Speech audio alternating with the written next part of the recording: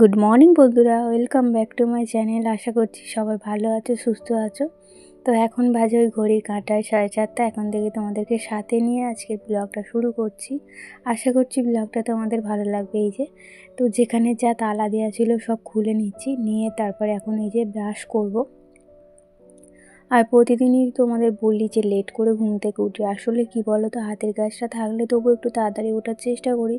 যেহেতু শুধু সংসারের কাজ, তাই আর তাড়াতাড়ি ওঠা হয় না। যেহেতু রাত্রিরে ঘুমোয়, অনেকটা রাত্রি হয়ে যায় আর ঘুম ভেঙে যায় অনেক সকালে। কিন্তু ওই যে হাজব্যান্ডের সঙ্গে একটু গল্প করি। ও তো সারাদিন বাড়িতে থাকে না, সন্ধ্যেবেলা যেহেতু ঘরে চলে আসে, কিন্তু সন্ধ্যের পর আমি রান্নায় ব্যস্ত থাকি। তারপরেও ফোন ঘাঁটার সেভাবে কথাই বলা হয় না। তাই সকালবেলা বিছানা থেকে ওঠার আগে একটু গল্প করে নিই, তারপরে ঘুম থেকে উঠি, মানে বিছানা থেকে উঠি। তো ব্রাশ করে চা খেয়ে নিয়েছি, নিয়ে মেয়েও উঠে পড়েছিল আমাদের সঙ্গে সঙ্গে, কিন্তু আমি ওকে ডাকিনি, মানে বিছানা থেকে ওঠেনি, এমনি উঠে পড়েছিল। তো আমি চা খেতে খেতে ওকে বললাম, উঠে যখন পড়েছিস তাহলে উঠে পড়, আমি বিছানাটা গুছিয়ে নিই। তো ও উঠে পড়লো আর আমি বিছানাটা গুছিয়ে নিলাম। আর এতক্ষণ কী করছিলাম বলো তো, তোমাদের সঙ্গে শেয়ার করিনি কেন, এতক্ষণ হচ্ছে তো আমার না অনেক চুল জমা হয়েছিল, তো সেই চুলগুলো বিক্রি করছিলাম, তাই জন্য তোমাদের সঙ্গে এতক্ষণ ভিডিওটা শেয়ার করা হয়নি। তো এই মাত্র হলো। তো কত টাকা বিক্রি করেছি বলো তো, 340 টাকা চুল বিক্রি করেছি। যাই হোক, সকাল সকাল একটা ইনকাম তো হয়ে গেল বলো, ঘরে বসে বসে 340 টাকা চলে এলো। তো অনেক দিন থেকে ভাবছিলাম যে চুলগুলো বিক্রি করব, কিন্তু হাজব্যান্ড না বাড়িতে থাকলে আমি অত হিসাবপত্র, মানে কি বলো তো, বুঝি না। এইসব দাড়িপাল্লার হিসাবটা আমি খুব একটা বুঝি না। যেটা জানি না সেটা সত্যি বলতে আমার লজ্জা লাগে না, আমি এই দাড়িপাল্লার হিসাব একদম বুঝি না। তাই হাজব্যান্ড তো আজকে ঘরে ছিল আর চুলওয়ালাও এসেছিলো, তাই জন্য চুলগুলো বিক্রি করে দিলাম। 340 টাকার মতো বিক্রি হয়েছে। তো যাই হোক, ওটা আমার একটা হাত খরচা হয়ে গেল, যেহেতু বেড়াতে যাবো এখন, তাই জন্যে। তো গুছিয়ে রেখে দিয়েছি, টাকাটা দিয়ে বিছানাপত্র গুছিয়ে নিয়ে এখন এই যে ঝাড়ু দিচ্ছি। তো ঝাড়ুটা দিয়ে নিয়ে ঘরটা মুছবো। আর আজকে না একটু ব্যস্তর মধ্যেই আছি। ব্যস্ত বলতে, আমাদের পাশের বাড়ি একজনদের ঘর খোলা হয়েছে, মানে ওই টালির ঘর, তো ঘরটা খোলা হয়েছে, তো টালি কিনবো ওদের থেকে। তো সেই 60টা টালি আমাকে বয়ে বয়ে আনতে হবে ওদের বাড়ি থেকে, তাই জন্য একটু ব্যস্তর মধ্যেই আছি। তাই আর তোমাদের সঙ্গে সবটুকুটা, মানে সকালের এই সবটুকুটা কাজ আর শেয়ার করতে পারছি না। তো শুধু ঘরটা ঝাড়ু দিলাম আর দালানও ঝাড়ু দিয়ে নিয়েছি। আর আজকে তো রবিবার, সেরকম কোনো রান্নার ঝামেলাই রাখিনি। তো রবিবার একটু কি বলবো, মাংস খাই আর না খাই, রবিবারে একটু মাংস না হলে ঠিক রবিবার রবিবার মনে হয় না। তো যাই হোক, আমাদের কোনো রবিবারই মাংস হয় না, যেহেতু আমরা খাই না। কিন্তু বিরিয়ানির মাংস হলে আমরা খুব পছন্দ করি, ঝোল মাংস খুব একটা খাওয়া হয় না। আর আজকে যেহেতু অনেক কাজ আছে, তাই আজকে মানে কি বলবো, রান্নার ঝামেলাটা সেইভাবে রাখিনি। আজকে রান্না করব, একটু আগের লাউ ছিল, তো সেটা দিয়ে মসুর ডাল করব। আর আমরা তো মুগের ডাল খাই না, তাই মসুর ডাল বানাবো। আর পেঁয়াজ ভাজা দিয়ে, শুকনো লঙ্কা দিয়ে আলু সেদ্ধ মাখবো আর কি। আর হচ্ছে একটু ডিম ভেজে নেব। তো আজকে দুপুরে এই দিয়ে খাওয়া হবে, আর রাত্রির জন্য মাংস আনা হবে। তো হাজব্যান্ড বলেছে এবেলা একটু চাউ রান্না করে না, ওবেলা একটু বিরিয়ানি করবে। অনেক দিন হয়ে গেল বিরিয়ানি হয় না। তো তোমরা হয়তো ভাববে প্রতিদিনই আমরা মানে সপ্তাহে একবার করে বিরিয়ানি আমাদের হয়। এটা বলা ভুল, সপ্তাহে একবার হয় না, মানে ওই 2 সপ্তাহ 3 সপ্তাহ ছাড়া একবার করি। কিন্তু কি বলো তো, আমাদের বিরিয়ানিটা একদম সিম্পল খাবার, ঘরোয়া রান্না। দোকানের মতো অত তেল চপচপে, মশলা চপচপে সেইভাবে তো আমি রান্না করি না।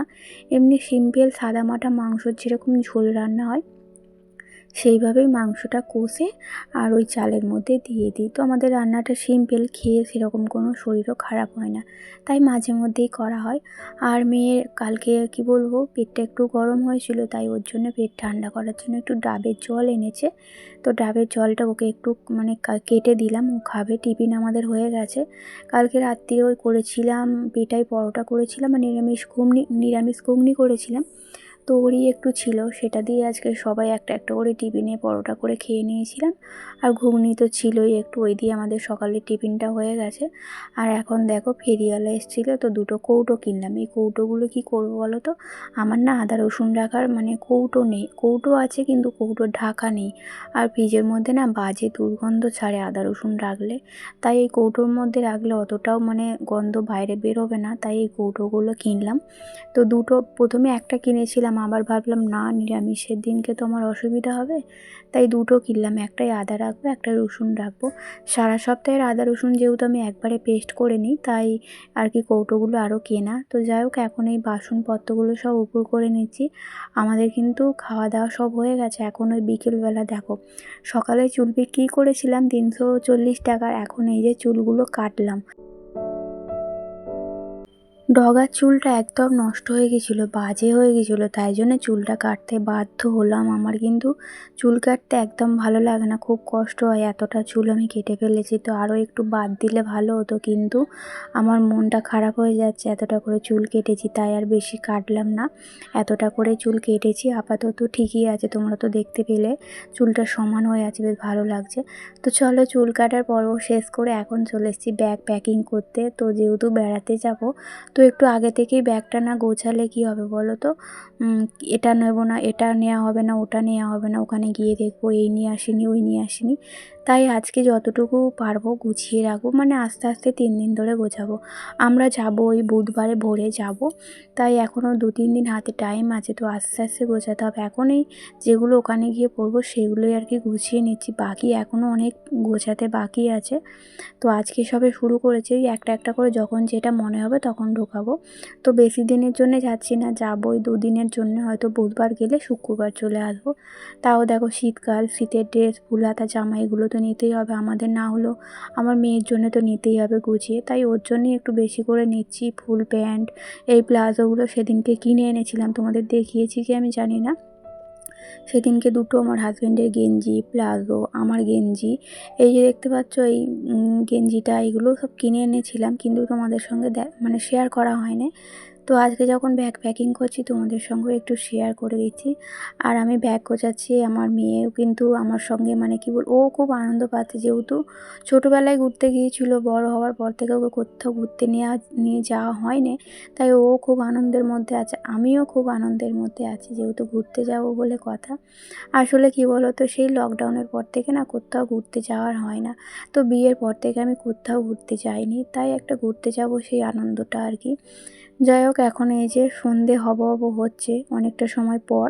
তো রাত্রিরের বিরিয়ানি রান্না করব, যেহেতু তারই তোড়জোড়গুলো একটু গুছিয়ে নিচ্ছি। তো তাহলে কি হবে, সন্ধেবেলা তাড়াতাড়ি রান্নাটা হয়ে যাবে। আমার এখনও ভিডিও আপলোড করার বাকি আছে, সেগুলো আমাকে করতে হবে, তাই রান্নার কাজটা একটু আগিয়ে রাখলে রান্নাটা তাড়াতাড়ি হয়ে যাবে। তারপরে হাজব্যান্ড আসবে, চা করবো, আর মেয়েকে এই সবে আঁকতে দিয়ে এলাম। তো শনিবারে আঁকতে যাই, শনিবারে যার কাছে আঁকে সে বাড়িতে ছিল না, বেড়াতে গিয়েছিলো, তাই রবিবার 5টা থেকে আঁকাচ্ছে। তো ওকে আঁকতে দিয়েছি, এই কাজগুলো আস্তে আস্তে সেরে নিচ্ছি। তো এতক্ষণ আমি আদা রসুন পেস্ট করছিলাম, তো শিলনোড়াতেই আদা রসুনটা বেটেছি, আর মিক্সি ব্যবহার করিনি। তো বললাম তো তোমাদের, মিক্সিটা খুব কম ব্যবহার করি। আদা রসুন আমি যখন পেস্ট করি তখন শিলনোড়াতেই বাটা হয়, মিক্সিতে ব্যবহার করি না। মিক্সি ওই ডাল, তারপরে ওই কচুরি আরে হলে তখন মিক্সিটা ব্যবহার করি। তো 3 জনে 3টে আলু দিলাম, বেশি দিলাম না। তো একটা টমেটো দিচ্ছি, আমি কিন্তু টমেটো দিই না, খুব মাঝে সাঝে ইচ্ছা হলে দিই। তো টমেটোটাও এখন কেটে নেব, নিয়ে তারপরে সন্ধে দেবো, যেহেতু সন্ধে হয়ে আসছে। ছুরিটা অনেক দিন হয়ে গেল বাপির ওখান থেকে, মানে মায়ের বাড়ি থেকে ধার দিয়ে নিয়ে এসেছিলাম। তো তাই জন্য না একদম ধার নেই ছুরিটা, টমেটো কাটার সময় টমেটো থেতো হয়ে যাচ্ছে, কিন্তু কাটছে না। তো ভাবছি এর পরের বারে যখন যাব ছুরিটা নিয়ে যাব, বাপিকে বলবো একটু ছুরিটায় ধার দিয়ে নিতে। তো আজকে না একটু নতুন আলুতে বিরিয়ানিটা রান্না করব। তো নতুন আলু এখন ভালো হবে না বলে না হাজব্যান্ডকে পুরনো আলু আনতে বলেছিলাম, কিন্তু পুরনো আলুগুলো এত খারাপ, মানে 1 কিলো আলু এনেছে, তার মধ্যে 500 আলু বাদই চলে গেছে। তাই হাজব্যান্ড কী করেছে, আর পুরনো আলু আনেনি, যে কটা পুরনো আলু আছে ওই তরকারি করে খেয়ে নেবো। আর আজকে ওই জন্য নতুন আলু এনে দিয়েছে, তো নতুন আলু দিয়ে তরকারি আর কি বিরিয়ানিটা করব। তো মাংসটায় লেবু মাখিয়ে রেখে একটু হালকা করে ভেজে নিয়েছিলাম, নিয়ে এখন সমস্ত মশলা দিয়ে এখন মাংসটা কষাবো যতক্ষণ না সেদ্ধ হচ্ছে, মানে 90% সেদ্ধ হয়ে গেলে তারপরে দমে বসাই। তো এইভাবেই তো আমি বিরিয়ানি রান্না করি, তোমাদের তো এর আগেও শেয়ার করেছি আমি কিভাবে বিরিয়ানিটা বানাই।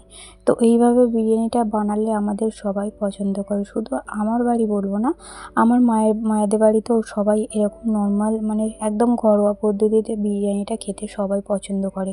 দোকানের কেউ পছন্দই করে না খেতে, আমার ভাই তো একদমই খেতে চায় না। তো এই যে রান্নাবান্না সব হয়ে গেছে, এখন বাজে রাত্রি 9:30। এই যে খেতে বসলাম সবাই মিলে। তো চলো আজকের ব্লগটা এই পর্যন্তই, দেখা হবে পরের ব্লগে। টাটা।